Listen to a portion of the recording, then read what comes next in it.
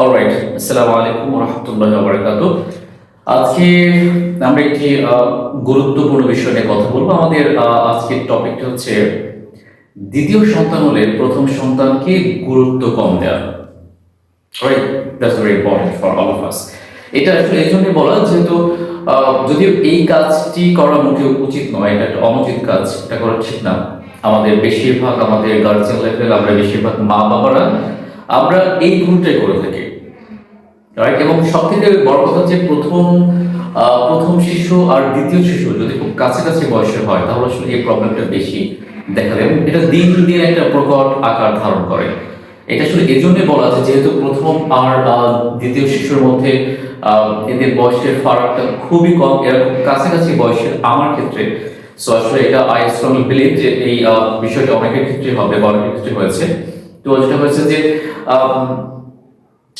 যদি এমন করা হয় যে তাহলে হয় কি যে প্রথম সন্তান নিজেকে হেল্পলেস মনে করে, অসহায় মনে করে এবং তাকে অবহেলা করার কারণে দিন দিন যেটা হতে পারে যে তার একটা ক্ষোভ বেড়ে যায়। সে আর তার ছোট ভাই বোনকে সহ্য করতে পারে না, সে সময় সুযোগ পেলে সে তাকে আঘাত পর্যন্ত করে বা করতে যেতে পারে। সো এটা হচ্ছে পয়েন্ট। এবং সব থেকে বড় ব্যাপার হচ্ছে যে প্রথম সন্তানকে গুরুত্ব কম দেবার কারণে সে দিন দিন অসুস্থ হতে পারে এবং সেটা অফকোর্স মেন্টালি ফিজিক্যালি হতে পারে।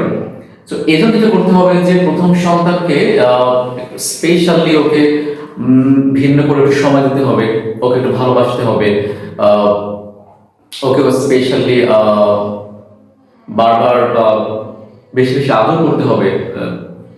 আই মিন এই ব্যাপারটা শিক্ষা নেওয়ার পর বা এটা নিজে অনুভব করে বা এই বিষয়টি অন্যকে বলতে হবে যে আসলে প্রথম বেবিকে অবশ্যই বেশি ভালোবাসতে হবে, কারণ ও তো অনেক কিছু এখন বোঝে ছোট বাচ্চা থেকে।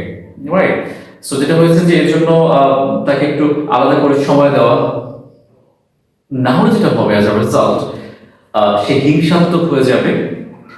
আর এমন হতে পারে যে ওই মা বাবার প্রতি তার আসলে তার মনে ভালোবাসা কমে যাবে, শ্রদ্ধা বোধ কমে যাবে। রাইট, সে অন্যরকম ভাবে সে বড় হয়ে যাবে। সো এটা আমাদের যারা গার্জিয়ান লেভেলে আমরা আছি, যারা মা বাবারা আছেন, এটা অবশ্যই আমাদের বুঝতে হবে।